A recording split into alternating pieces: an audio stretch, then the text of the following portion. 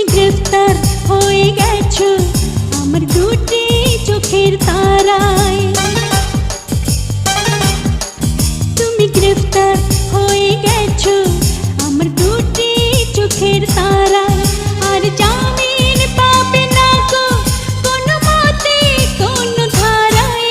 যদি দাও গো মৃত্যুদণ্ড, যদি দাও গো আমায় ফাঁসি,